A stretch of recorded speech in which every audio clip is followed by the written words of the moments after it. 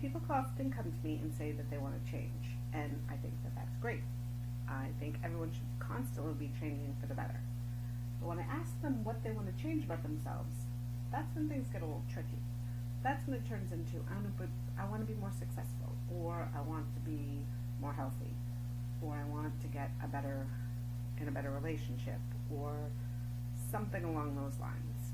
And I'm like, okay, those are lovely goals, but that has nothing to do with what you're changing about yourself. People tend to forget that they are people and not that can create lives with a snap of their fingers. Humans, in general, are just the combination of their thoughts, their habits, and their actions. That's it.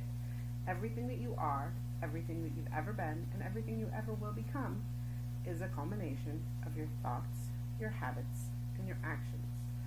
So, if you have negative thoughts and negative habits, and you do self-destructive actions, your life will not be good. You will not create those goals. You will not accomplish the things that you want. The only way to change anything about yourself is to actually change yourself. You have to change your thoughts.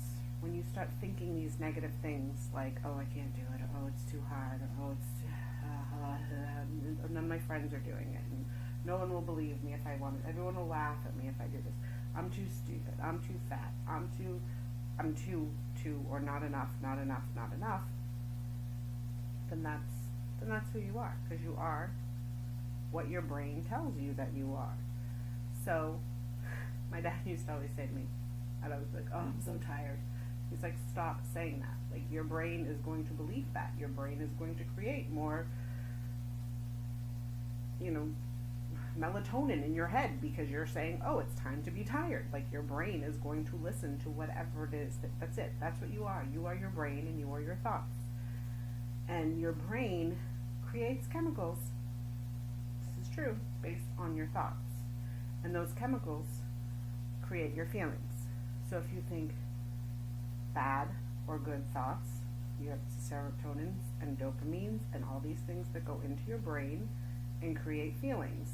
That's where feelings come from. I know it sounds depressing to think that we're just chemical reactions in a brain, but that's why drugs work. It is. That's why they work, both legal and illegal, is because once the chemicals in your brain change, your feelings change, everything changes. And if your thoughts create the chemicals that create the feelings, and then those feelings create more thoughts, and it's a downward spiral or it's an upward spiral. Now, I'm not going to say it's easy to change. It's not easy to change. It's never easy to change. Have you ever tried to change a child? Like a diaper? Like, that's not easy to change. Nothing's easy to change. But it doesn't mean it's impossible to change. If you catch yourself, you're going to, it's a slow process. If you catch yourself thinking, oh, I can't do this, stop. Think about your thoughts. Actions. That's part of the actions. These are habits that you think. Oh, I don't need to do this. Oh, I don't want to do this. Oh, I'm too fat. I'm too ugly. I'm too dumb. I'm too lazy. I'm too, whatever. Change them. Catch yourself. Change those habits. Same thing with physical habits. If you want to become more successful in any area of life, you need to create habits that make you more productive in life. If you want to be healthier, if you want to be more successful in your career, whatever it is, you have to change your habits. So many, especially Americans, it's the only thing I can speak to because I'm American, but especially Americans, come home and binge watch whatever on Netflix and bitch about how much they hate their lives. And it's like, okay, so you hate the show you're watching on Netflix? Because really that's what your life is. Like, if you hate doing that, then don't do that. I know that sounds simple, but it's true. If you hate, really hate that this is what your life is, and you really, really want it to be something else, then you're the only one that can change that. Like, there's no magic pill, there's no doctor that can, perform a surgery and make you a princess or a rock star or an athlete or whatever you want to be. Like, there's no fairy godmother, okay? You want to change your life, then you have to take the initiative to change yourself. You have to get up and move more. You have to turn off the TV. I don't know how many times people say, "Oh, did you see that?" I'm like, no, I don't. I'm not going to say I don't watch TV, because I do. There's certain things. I'm addicted to General Hospital ever since I was like 12 years old. And I watch pretty much all the superhero flicks, which you'll find out eventually that I'm a super duper nerd, or geek, or whatever you want to call me. All the superhero shows on CW. Doctor Who and Supernatural. So, the geek stuff.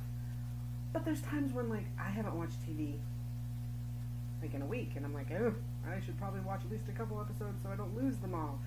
And I'll do it while I'm doing other things, because it's background, but I'm catching up on it. And people say, oh, you gotta watch this. And I'm like, I don't have enough.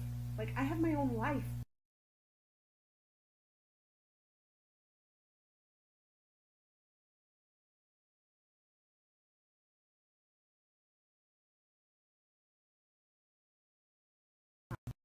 Life has become binge watching other people live instead of living ourselves.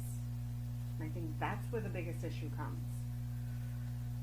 You watch things, I can't think of any, to be honest, like Suits, now she's married to a prince.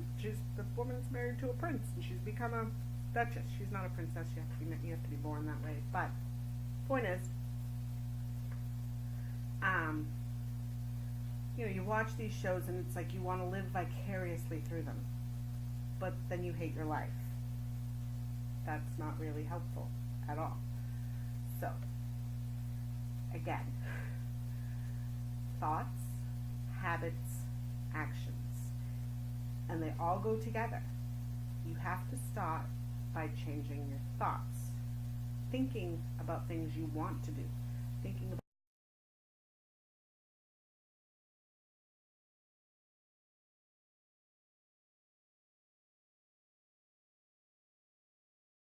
exercise, if I eat healthy, if I take a night course, if I do these few things, how many people want relationships, or want better jobs, or want more friends, and never leave their house and complain about how they have social anxiety and they don't want to do these things? Everyone now has social anxiety. Every single person is an introvert. Every single person hates everybody else. Every single person wants to sit in their cave and never talk to another soul. That's not true. Every single person is doubtful of their own life and their own self-worth, and that's why they don't want to go out. I talk to people all the time, and it's like, oh, I hate people. Why do you hate people? Oh, I just... It's like, and by the time you're done, it's like, I've put on weight, and I'm not doing as well as other people, and I don't, it's like they're afraid of what other people are going to think of them, and that's why they don't go out. I saw this funny meme, and it was like, I'm going to screw it up, just so you know, but it was something like, in your 20s, all you do is care what other people think are thinking about you. In your 40s, you realize they were never thinking about you. And in your 50s or 60s, it was like, you don't care even what you think. It's like, you're so done. Again, I told you I was going to screw that up. But the point is that don't wait until your life is over before you figure out that nobody else is judging you more than you're judging yourself. Nobody else is caring about what goes on in your life more than you care about what's going on in your life. If you want to change things, You actually have to change things about yourself. Nobody else can do it. All right. If you